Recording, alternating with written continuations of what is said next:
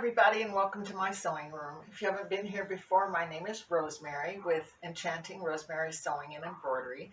And on this channel, I do a lot of different kinds of sewing and crafts and embroidery. And today, what I thought I would do is show you a little bit about the Brother Pacesetter 950D. I do a whole lot of different things with Brother sewing machines. It's what I own in my big embroidery machines. And this is a more basic little machine, but it can be a little bit complicated when it comes to trying to do some of the programming that's on it, because it has a lot of different, let me move it this way, it has a lot of different kinds of buttons on it for putting in the different designs. And if you open up the lid like this, you'll see it has a whole lot of stitches, a whole lot of functions. And one of the things I really like about it is there's a whole lot of room in here. So it's not a little machine, and you can do your quilting. And this particular model does come with an extension table and a walking foot and a 1/4 inch foot and all the different quilting feet that you're going to need in order to make a quilt. There's also a Pacesetter 700 and a Pacesetter 500, and they all work pretty much the same. The biggest difference is the Pacesetter 500 doesn't show you a picture of the stitch on the screen right here. It just puts a number up there. But the 700 and the 950 both put a picture of your stitch up there. So if you put in, for instance, some flowers, you'll see flowers. And I like that a whole lot. That's one of the reasons why I always tell people it's better to move up to the next one, so that you can see more what you're trying to program in, especially if you want to do a lot of alphabets and that sort of thing. So in some of my previous videos, I've done some of the buttons on this machine to show you how to use it, but I didn't go into a lot of detail about saving things in the memory and doing alphabets. So I thought that's what I would do today. So I'm going to move the camera, turn the sewing machine around, and I'm going to show you just a few of the nice ways that you can actually put in some letters and save them in the memory and sew them out. Okay, so I moved the camera so you could see a little bit more what I'm trying to do here. And I've got some really bright colored thread in the top. I used an embroidery Floriani pink, and I put some white embroidery thread, bobbin thread in the bobbin. So the other thing you want to do whenever you're going to do decorative stitches is you want to put some kind of stabilizer on the back of your fabric. And this one I like a lot because it's kind of a sticky wash away. If I'm going to do a whole lot of decorative stitching, I don't want to have to pull the stabilizer off if it's a tearaway. So a dissolve away works really good for those little rows of decorative stitching that you do on in the sewing side of your machine if you don't have an embroidery machine. So I've got the sticky stabilizer on the back, and then I've used one of these pins, and you've seen me use these before. This is a friction iron away pin. So when I finish doing this, I can use the iron and all these black lines that I've drawn on here to get straight lines are going to go away. So, but I do want to make sure that I draw these lines, otherwise my lettering may come out a little bit crooked and it won't look the way I want it to.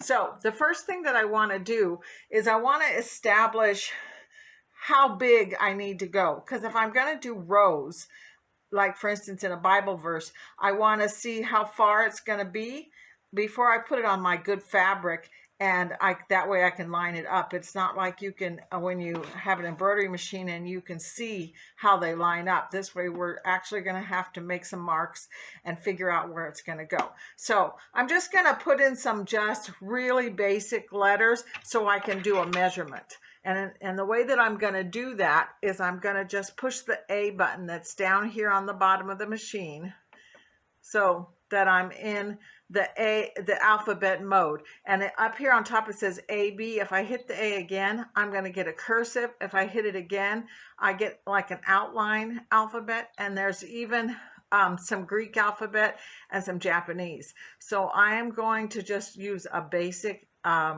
straight up and down alphabet, and then I'm going to look up here on the top of my machine, and I'm going to see that the A is number 1. So I'm just going to put in 0, 1 and say okay. and the machine knows that I want an A in there. And then if I want to do B, I can do 0, 2, and it's going to automatically, well, it didn't automatically.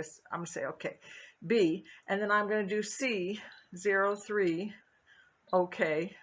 If I didn't want to say okay, I could do 0, 0, 4, and it'll automatically put the D in there. So I'm going to keep doing the alphabet like that. I'm going to do 0, 0, 5, and I can see basically how big this is going to be. So I'm going to keep doing this.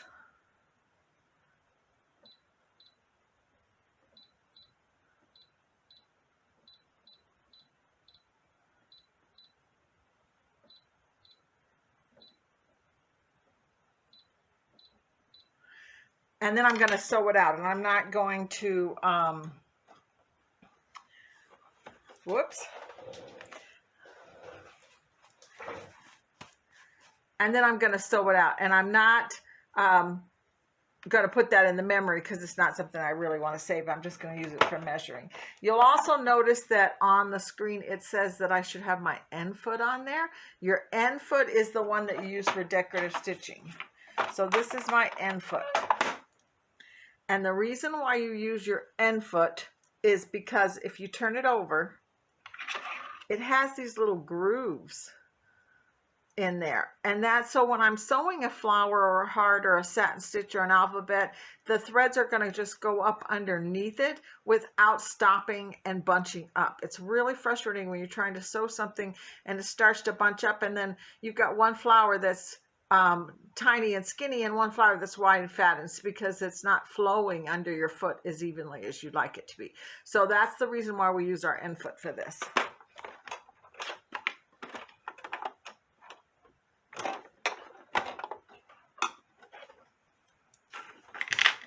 And I'm going to put this down here like this, and then I'm just going to start to sew. And I'm using my start stop button because sometimes when you're sewing decorative stitching, it's a little bit tiring to sit there and hold your foot control the whole time.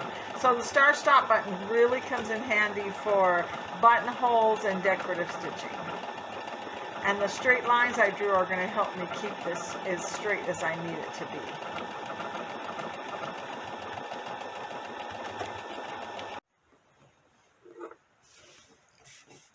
Okay, so what we're going to do, let's say that I wanted to write Made with Love by Mom. So what I'm going to do is I'm going to take this alphabet that I sewed out, and you can see that I sewed the A, B, C, D, E, F, G, H, I, J twice, so I have quite a lot of letters that I can work with here. So what I want to do is this is where the center of my writing is going to be, like for my quilt label or something, and I'm going to start right here, and I'm going to use my disappearing pin, and I'm going to mark, and then I'm going to just count off my letters. M-A-D-E space W-I-T-H space L-O-V-E space, and then I'm going to mark it so that I know that's how long that's going to be. And then when I go down to my second row down here, I'm probably going to write with love, no, Made with Love by Mom. So now I'm going to line it up again, and I figure maybe I want to put like 4 blank spaces, and then I keep forgetting what I'm writing. B-Y blank M-O-M blank, and then 1, 2, 3, 4, 5 spaces. 1, 2, 3, 4, 5. So sometimes it takes a little bit of working it out by Mom, and then marking it so I know exactly where I'm going to start sewing. And then when I go back to my sewing machine, I'm going to line up my needle with the first mark and sew, and then bring it down here and then do the second and sew, and then I can actually come down here. Let me see if I've got it right down here, and I might want to figure out where the date's going to go, so I could put in J-U-L-Y blank space 11th blank space 2010, and see if that lines up and it's even. And there's a lot of just calculating about the way you're going to do it, but in the end you can come out with a really nice quilt label. So now what I'm going to do is I'm going to go back to the sewing machine. I'm going to show you how you can type these words in and then put it in your memory.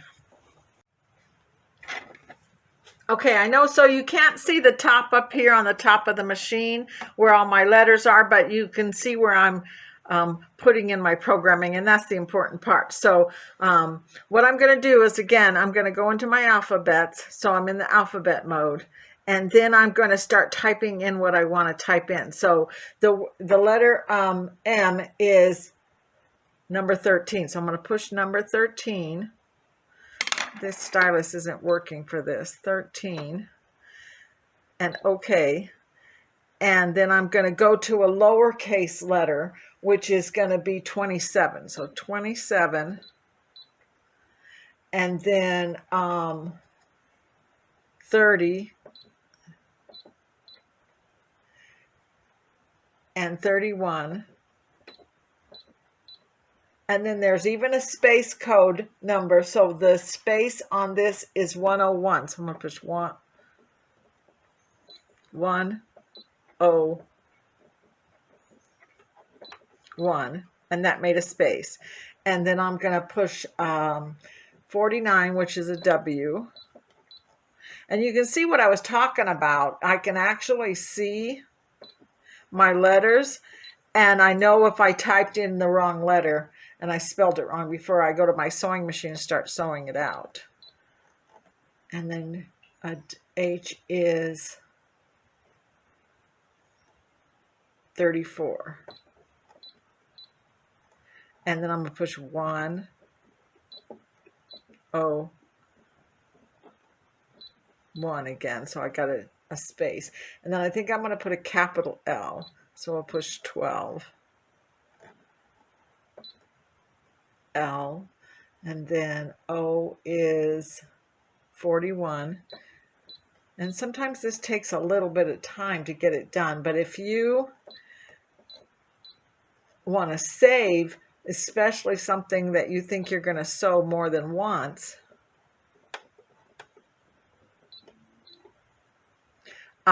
you can put it in the memory. So I've written Made with Love. So now I want to save this in my memory. And if you look down here at the bottom where it shows a little pocket with an arrow in it, that's the memory. So I'm going to hit the pocket.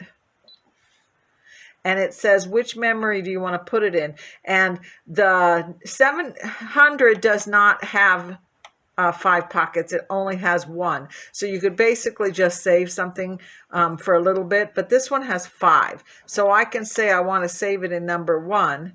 And then I'm going to say OK. And it says saving. So now it's saved in there. So if I hit the clear button,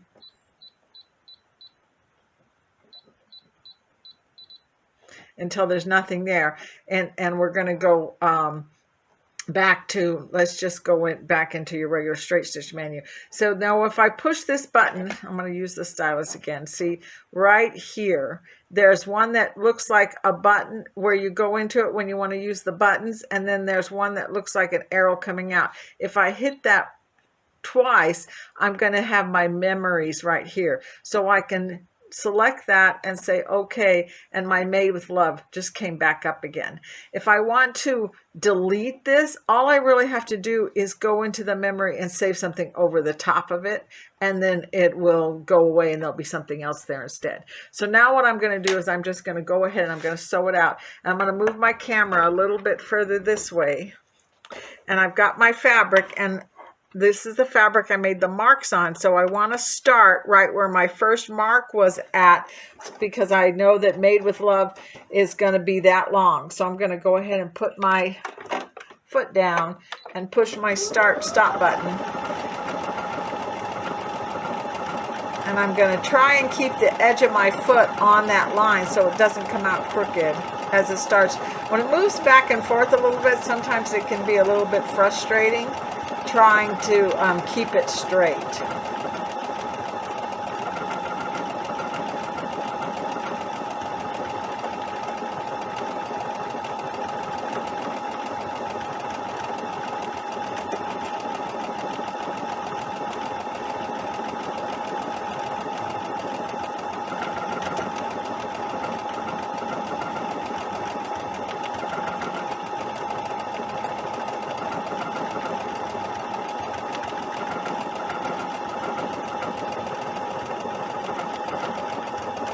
And I'm going to take this and turn it this way just a little bit. You can actually watch this on the screen as the words start dissipating. That means that's where we're getting down to the end of this.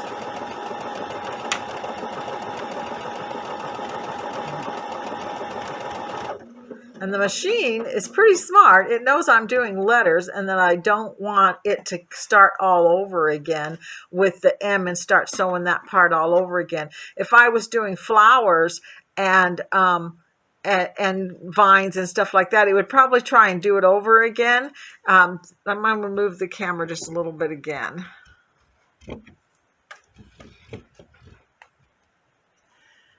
This button down here, the heart button, is what tells it to repeat over and over again. And if you hit that and you get the 2 hearts here, it's going to repeat it over and over again. So we want to make sure that it just has 1 heart, so it only sews once when you're doing lettering. So now I'm going to cut this, and you can see that it did the Made with Love on there. And it did kind of, I'm probably counted it out or measured a little bit wrong because I did the lowercase instead of the uppercase. So this one would have been a little bit longer down here on the end. You see it didn't measure out exactly right because I went from uppercase to lowercase.